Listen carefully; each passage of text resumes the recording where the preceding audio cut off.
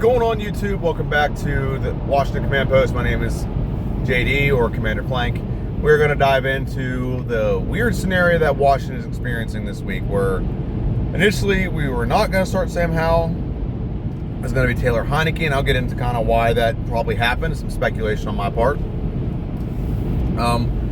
But in a change of events, there was I wouldn't say an emergency, but a press conference yesterday where they announced Sam Howell will start against the Dallas Cowboys. A lot of things to unpack here. First off, I posted a lot of stuff yesterday because I think Ron, to me, is starting to completely show some ineptitudes as a coach. First ineptitude, I do not know, as a professional football coach. As a professional coach, you are paid to know these things. You are paid to do this. That of the scenarios in which you need to make the playoffs. How do you not know those things? How is that something that has slipped through the cracks of what you should know as a head coach? I know that, and I'm not even a coach. I know the scenarios going into the last 4 games we've played, and I'm not even a head coach. I don't make a dime off this team. He's getting paid millions of dollars to know this shit, and he doesn't freaking know it. That's ridiculous. If we had a strong, if I own this team, I would have had him in my office the very next day and say, "Explain to me why you deserve a job. Considering you don't know the things that you should know that are going to get you into the playoffs. Explain to me why you should have a job after this conversation. Explain to me why I should pay you millions of dollars for more negligence. That is negligence on a drastic level here. That's the first thing. Okay, that's his negligence in any way, shape, or form. He's done some dumb things, like the play calling, the times in which he'll go for it on 4th down, the times where he won't kick a field goal, he'll punt on the 34-yard line, for God's sakes. Those things are just out there to me as like asinine, dumb decisions. And I think Rod still honestly has cancer brain, or chemo brain.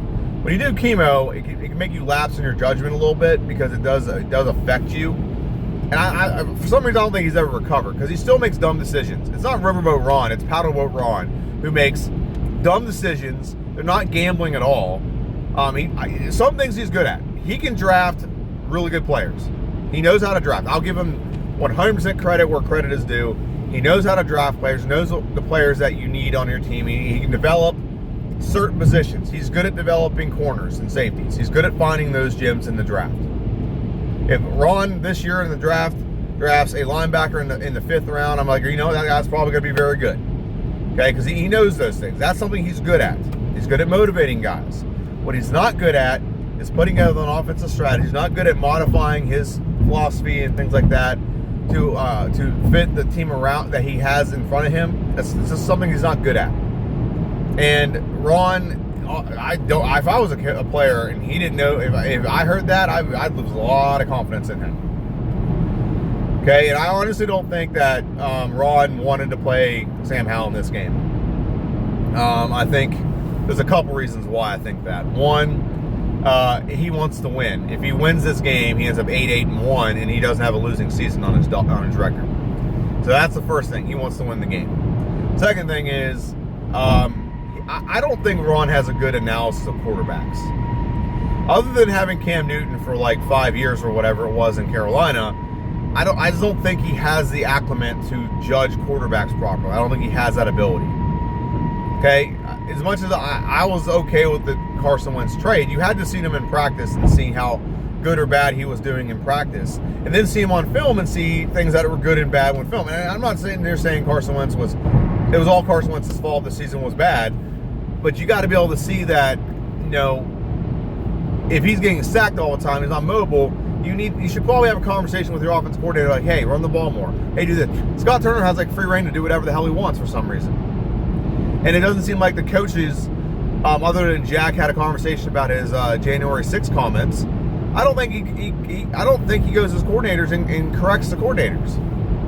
Like, Scott Turner's a god-awful offensive coordinator. I don't care what anyone says, he's god-awful. I will argue that with anyone forever. I'll watch a game film with you and I'll show you why he's a bad offensive coordinator.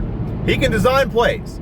He's a great play designer. So if he designed the plays and handed the playbook to someone else, they would do a better job. I would do a better job at calling plays than he does.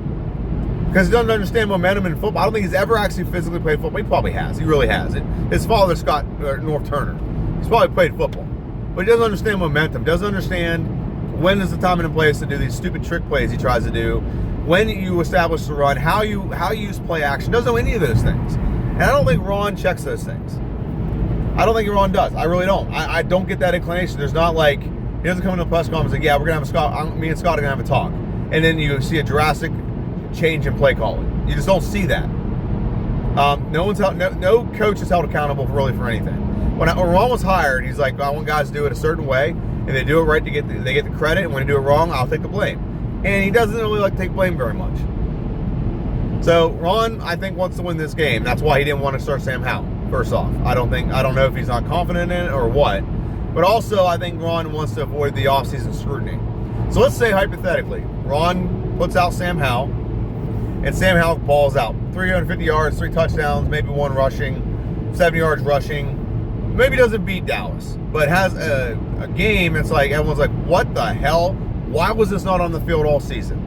And he's got to answer questions all offseason about why he never started Sam Howell. See, I've made my opinion very clear. If you watched my shorts the last few days, my opinion is very clear.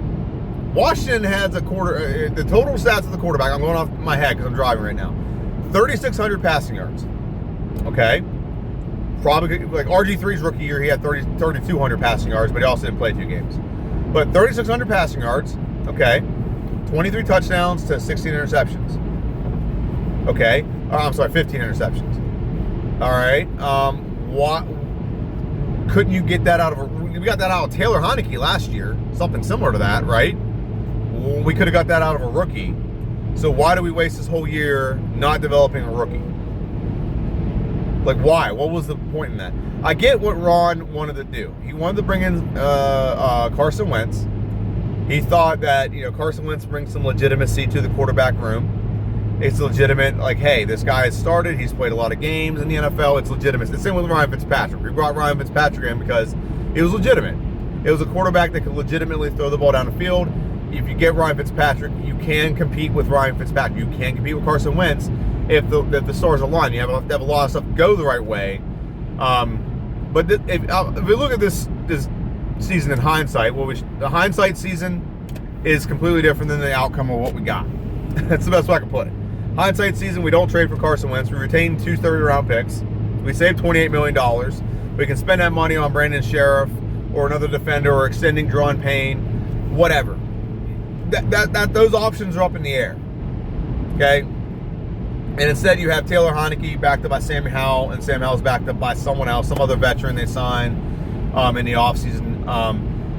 And that's what we go forward with. And I think we could have done just as good, if not a little bit better, starting Taylor Heinicke from the beginning of the season. And the offense is built around him, and Sam Howell is the backup. And if it goes south, we go to Sam Howell. I think that's would have been better, and we would have had a better team built. The way the offensive line looked this year, it's awful.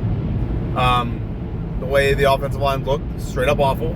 We could have kept Eric Flowers, which he hasn't been signed to another team. So I don't know if that was a cut for money or a cut because the guy isn't in shape or something's wrong with him. I don't know. But all I know is last year, he played great for us. And this year, we cut him. Saved $10 million, we cut him. And no one else has re-signed him. So there's a reason there. Maybe he doesn't want to play football anymore. Maybe he got, I don't know. I don't know what the case may be. Maybe he just wants to spend a year off and rethink things. I don't know. I'm not sure. But all I know is the offensive line with Brandon Sheriff at right guard and Eric Flowers at left, the offense was good. The offensive line was solid. We didn't have too many issues. And this year we decided to go with some, I will call them bargain bin players, and Trey Turner and Norwell, and they just weren't athletic enough to get the job done. That's all there is to it. I think scheme helped a little bit. Scheme was probably a big issue with that as well. That's just my personal opinion. And again, hate Scott Turner. Don't like him. Hope he's gone. Hope he never comes back. Hope we get a better offensive coordinator, a younger one, that can do the job better than he did. But that's just the way I feel about it. And and if you look at hindsight, $28 million. What could we have done with our team for $28 million? You know how I almost talk about our linebacking core, which I don't think our linebacking core is bad. I think our linebacking core is pretty solid. After Jamin Davis took some massive jumps this year and leaps, I think he's warranted that first round pick. He played good this year, and the problem was we just didn't have any depth after Holcomb got injured, we were down to John Bostic, which is a horrible, or OJ or David Mayo, and we could have signed one of these free agent guys, added some speed, did something. Maybe we draft differently. I don't know, but hindsight's 2020. So back to the Ron Rivera. So now here's the other. That Ron Rivera, I don't think wanted to start Samuel Howell because he's gonna. If Sam Howell plays good, he's gonna spend all offseason answering questions about Sam Howell and why didn't you see this guy would have been better playing sooner? Like we could have had that all along. And I'm gonna say this real quick. I was listening to the John Keim report, and he keeps calling the Sam Howell fans Howlinians or Howlinians or something like that. Why don't you just call them Howlers? The Howlers out there. Howlers. It's much easier, much rolls off the tongue better, whatever. But is this they call them like Howlinians or something? Like call them Howlers. It's so much easier to say that than Howlinians. Whatever. Back to the point of this. So apparently the rumor is, and this is maybe a couple players said that they'd rather have just Sam Howell play. But apparently Taylor Heinicke went to Ron and said, hey, you should give this guy a chance. And that actually brings up some things to me.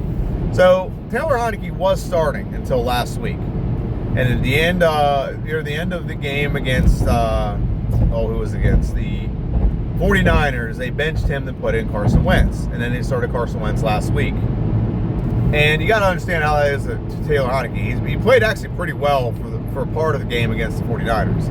Then they bench him. They put Carson Wentz in, and then they keep him out, and he feels it was unwarranted to be benched. He didn't like it. Then you're like, you want me to come back in and clean up the mess after you benched me? I don't like that. I think there's something going on. It could be one of two things. Either A, Heinicke's really being honest, like, hey, give the guy a chance. I think he's played well. He's better than maybe even thinks he's better than me. He's played better than me. I don't mind giving up my spot to him for one game to see what he is. I don't like giving it up to Wentz because Wentz played like horrible, and you have a record of that. Or Taylor Heinicke might be looking at it this way. Listen, I'm not going to go out there and play. I'm about to be a free agent.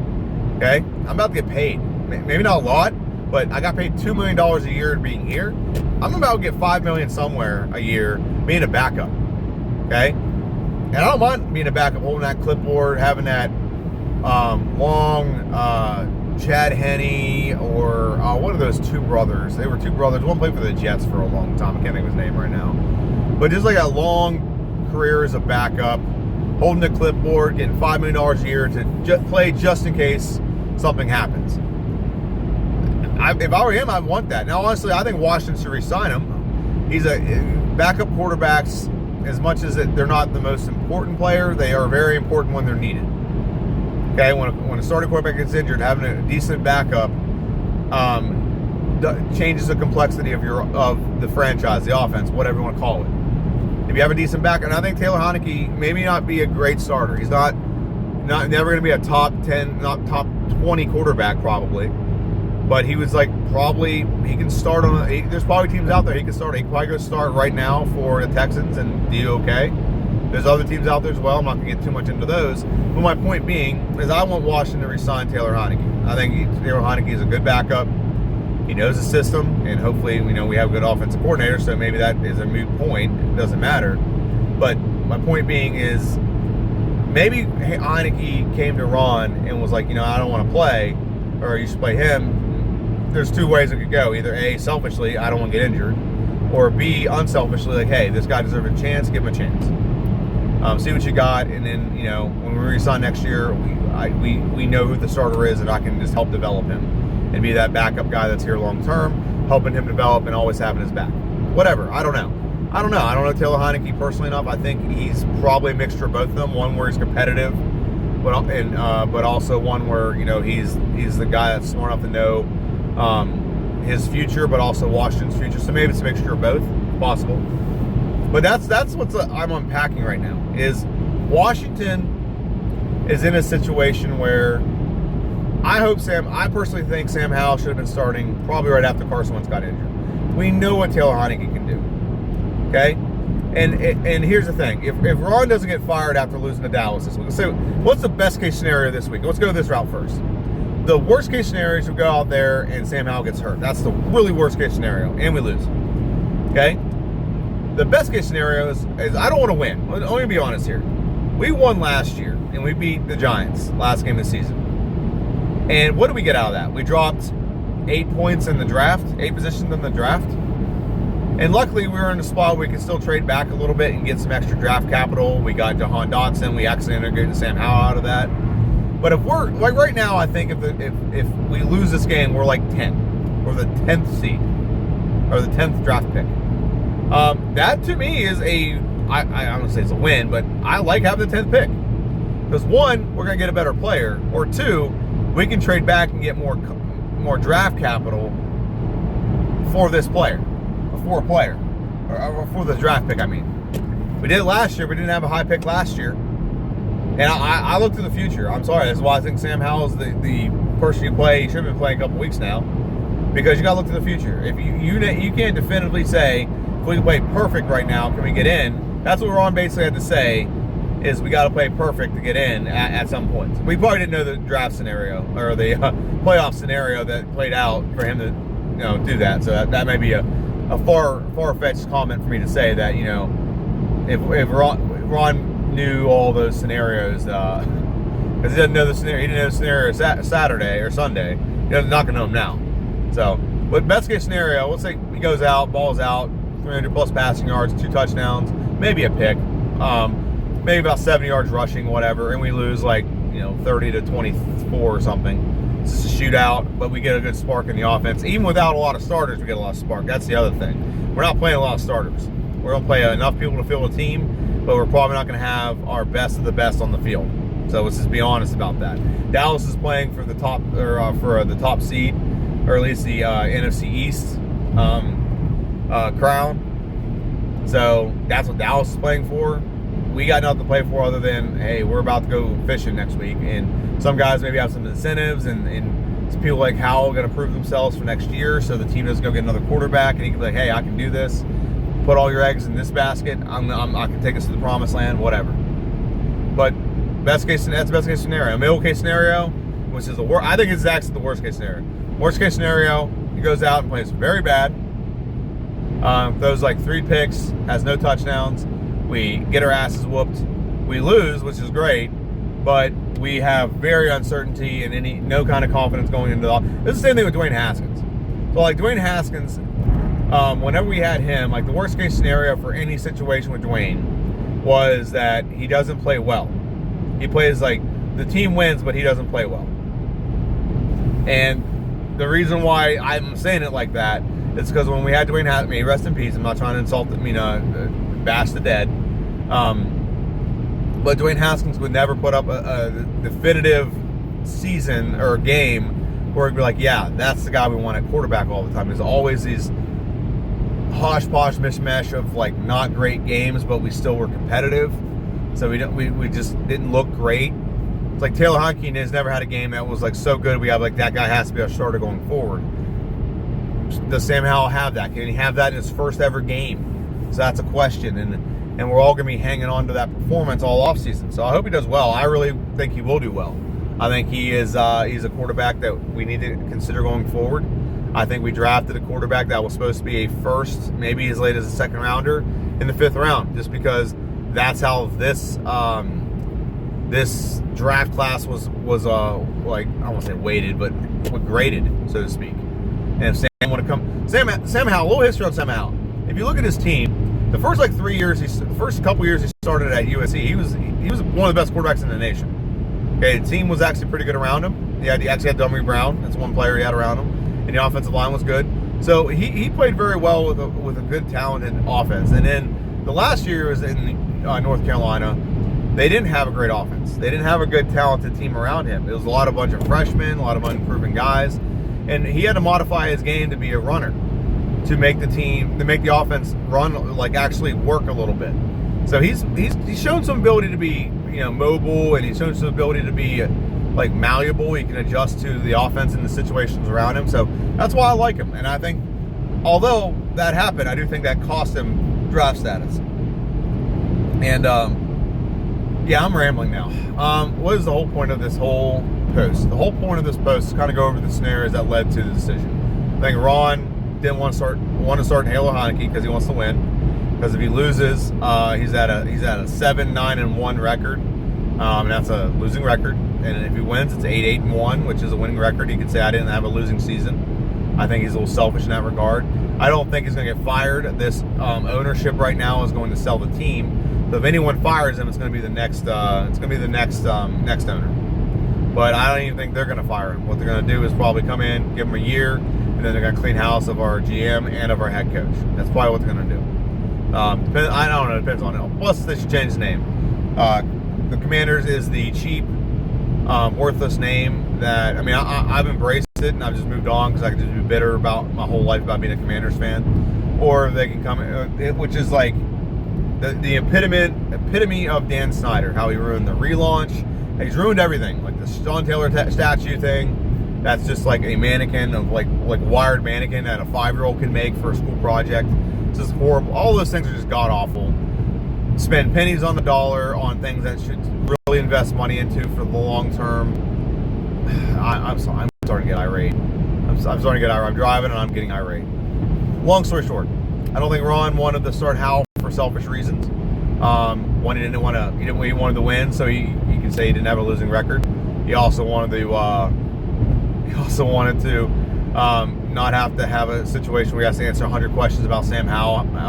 How could you not see he could be this good in practice? Was there something in practice showing that he showed differently on the field? I'm just gonna have all those questions. He doesn't want to have that. That's probably what it was. And now he's gonna put him in there, and I hope he does well. I hope he does extremely well. That's my hopes and dreams. It's his last game this week. Right now it's Thursday at 8:15 in the morning, and it's the last game of the year for the Washington Commanders. And I hope it ends on a good note. As much as I say I would like to beat Dallas and not have a losing season, because Washington would definitely not have a losing season, I don't think we deserve to have a winning season. That's my personal opinion. We don't deserve it. We at one point were 7-5-1, and all we had to do was win like 2 more games. We'd have made the playoffs. We couldn't even do that. No, we were 7-4 at one point. 7-4 or 7-5. We were 7-5. We were 7-5 at one point, and all I had to do was pretty much win 2 more games, and we'd have gotten the playoffs. And we couldn't do that. We tied against the Giants, lost against them. I wouldn't say the 49ers were a winnable game. I wouldn't go that far. We could have been much more competitive in that game, but the Browns game was very winnable, and Dallas may be winnable as well. Other scenarios play out a little bit different. But all we had to do, and we should have won the Titans and the Vikings game. So there's some shoulda, woulda, couldas out there, and I get that. And we also should have lost some games. So there's definitely a possibility for that as well. So it is what it is. But that's my video. I just want to go over kind of what I skeptically think Ron was thinking as to why he picked Taylor Heinicke initially, and then switched it. I think basically Taylor Heinicke came up and said, "Hey, I don't want to play. I mean, I'm about to be a free agent." Or he came up and was like, "Hey, these guys have a chance." And I don't know. Whichever one. I think it might be a combination of both. It might have gone to him and said, "Hey, you should start him. I don't want to play. I could get injured, whatever." Which begs the question. Also, they don't want to get Carson Wentz injured. I didn't think about that now. If you get Carson Wentz injured, you can't cut him. Let's say he goes out there and he gets like ACL tear or whatever, and his other leg, not the one I tore before, and you can't cut him. That's $28 million ringing on it. Same thing with Alex Smith. Alex Smith got signed to our team, and we couldn't cut him because of how much money he was on. He was in dead cap space. So, but that's my video. One thing I want for watching. I know it's kind of a rambling with JD here, but like, share, subscribe. I'm gonna start doing more Washington stuff. I've been focused on like having a child and the things I can do, the gaming stuff I can do with that. I can kind of watch a child, like she's sleeping in her not her crib, but her like little bassinet, and I can play video games right next to her, and I don't have to make noise for that. Maybe a little bit of voiceover later for like 30 minutes. So I've been focusing on that because I can do that while I'm like watching a baby. Can't do this as much while you're watching a baby. But that's it. That's my video. I want to thank everyone for watching. Follow, like, subscribe, and follow me on Twitter, Commander Plank, and our Commander J Plank. And have a good one. Hail to the Commanders. See ya.